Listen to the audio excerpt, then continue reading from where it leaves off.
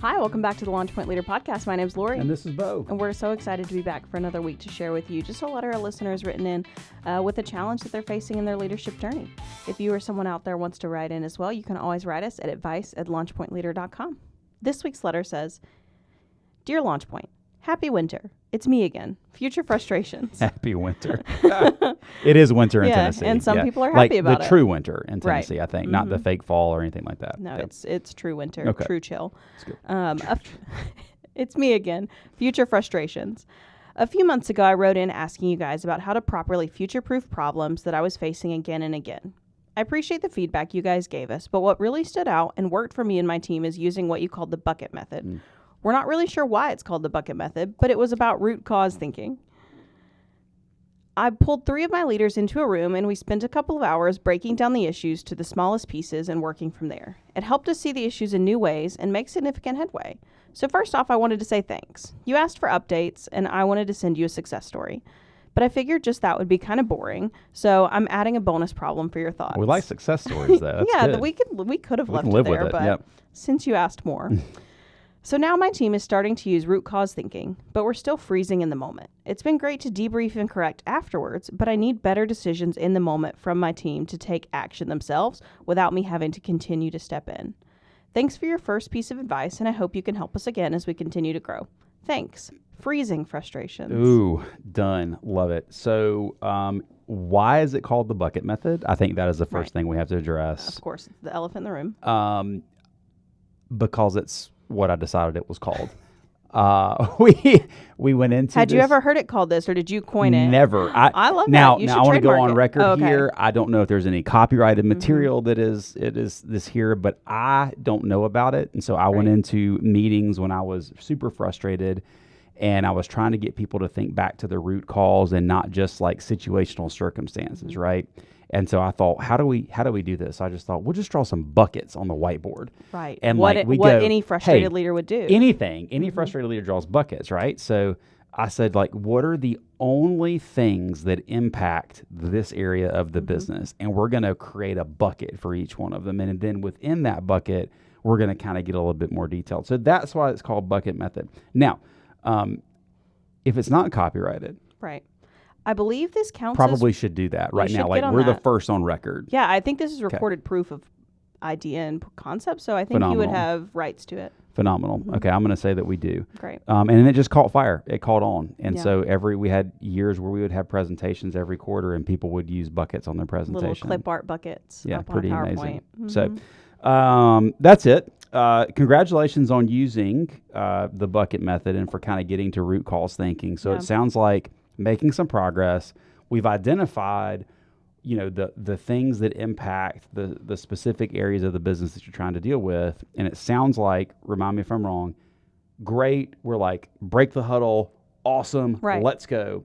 And then the day happens and the situations happen and it's like, we don't know what to do. Right. They're still looking to this leader. I think originally when they wrote in back over the summer, they were just talking about they were having to step in and fix a lot of problems that kept coming up again. Yeah. So it sounds like some of the future proofing has now happened where they're seeing some breakthroughs, but in the moment they are still themselves the ones having to take action in their team. Yep.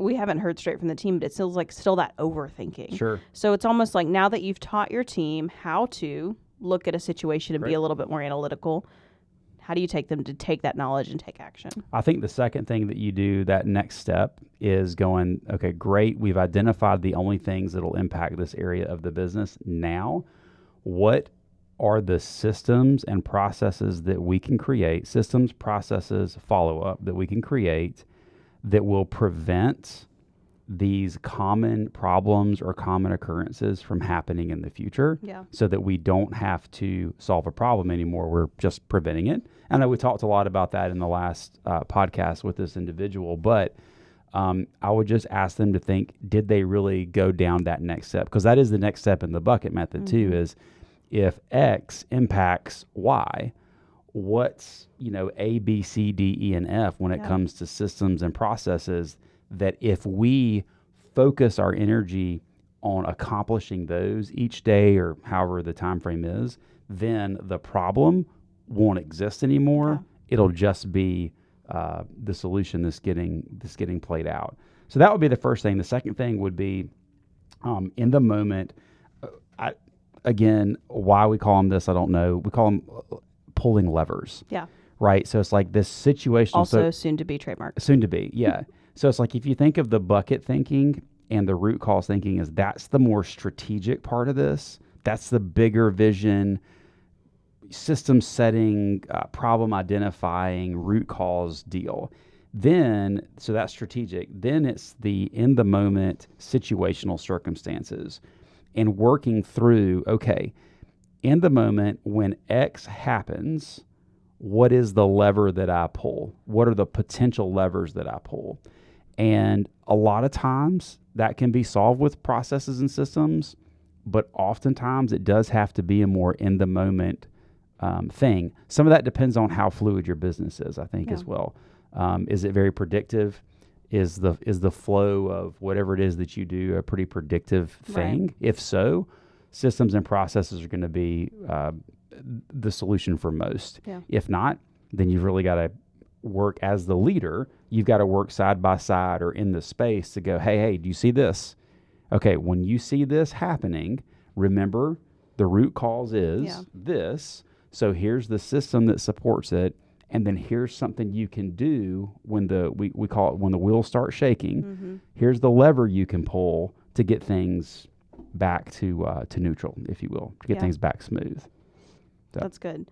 When I was reading this, I was thinking through, as someone was sharing recently, she is a lead nurse at a local hospital, and she has taken over this, I believe it's in the ER department, emergency department. That's a big job. Big job, high pressure environment. Yeah. And there was a huge nursing staff shortage. Yeah. And she kind of took over and revamped this training program. And it's been like 2.5 years now.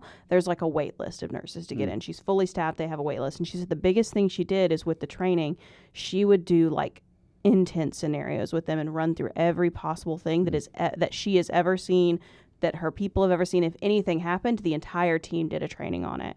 And I think it really, and now just from doing that, the shortage, they don't have a shortage. They have qualified nurses that are confident, that stay longer, that now nursing students, as they're finishing school, they are the top pick, and they are hoping to get into this program with her specifically. And it just really hit me, like, you talk about the importance of training and scenarios and making sure your team is ready, but that's pulling levers. She's teaching them anything that can go wrong. Here's what you do, so you don't have to think in the moment. You're just acting. It's just muscle memory at that point. Yeah, it's muscle memory. And of course, maybe your job is that a similar high pressure. And as a level of nurse, you don't really have the option to fail. You've got to act, right? But even in any kind of environment, you can pull these things in. You want your team to be able to act. And if it goes wrong, that's when you can go debrief later. But I think the more you can, anytime you have these scenarios, documenting and reviewing with them what the action are, what the systems are and processes are going to be so crucial. And then the second thing I talked about is you're talking about as a leader coming into the situation, frustrations. It sounds like you still keep just stepping in and aren't sure that next step. Something we teach to our leaders is, we call it the ACT method. You assess the situation, you figure out what's going wrong. You're going to be able to see it. You correct in the moment if it's a serious scenario where you can't let it go on. Like if something's so bad, you've got to step in. But then before you step away or do anything else, you teach. You tell people what you saw and how you knew what to do. And that goes straight into those scenarios. And I think then that's something else you add to your repertoire of your training and your commitment with your team. Super strategic there. Just like very actionable steps. I love that. And as you were talking, I flipped back to some notes that I took yesterday in a meeting yesterday morning, and was thinking through almost the exact scenario you're talking about with the lead nurse, and going, how deep and detailed do we really need to get? What would it take to get as detailed as what I think we need to get with some of our leaders in the business? And I mean, it would take weeks of focused attention. But if we did it, and this is kind of where we left the meeting yesterday, it's like, but if we did, the results would we get them to a place where they were more confident, where they were fulfilling the role that we hired them to fulfill, that they want to fulfill? Yeah. And will it create greater job satisfaction, greater longevity in the company? And can we quit talking about it, right? Yeah. At that point. So I love that. That might have nudged me a little bit there to Yeah, it was go really further. inspiring. That's Yeah. really good. Mhm. And like you said, that's a job you can't fail. No, Like absolutely. you cannot afford to fail. That everybody's life is on the line at that point. Mhm. So that's great. Well, I think Future Frustrations 2.0, Right. some really actionable items, especially Lori, that you brought up there. Anything else that you want to add to this?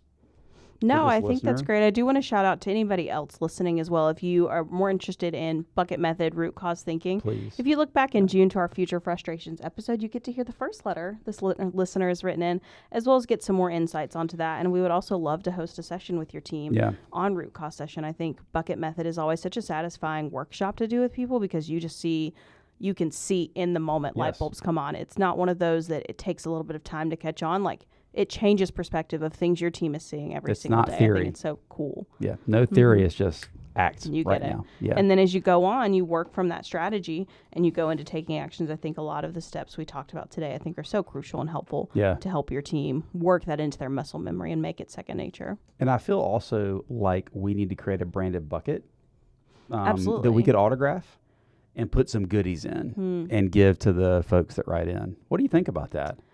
Future Frustrations would be the first to get a bucket. That's right. Write us back in and we'll give us your Tell us where to address. send your bucket. And you will That's get a bucket right. signed by You get us. a bucket. I don't know. We're going to blow up because of this. I Yeah, guarantee it's it. The Yeah. buckets. You get a bucket sales bucket. are through the roof. People are right going to now. hear that Beau and Lori give buckets out. So we're going to be covered up. Perfect. Okay. So stay tuned for that. Get your questions in now because it's going to be busy. Yeah, you don't want to wait till after the buckets are sold out. Well, thank you so much. If you or anyone else wants to write in for your chance to win a free bucket, you can write us in at advice@launchpointleader.com. Have a great week. Have a good one.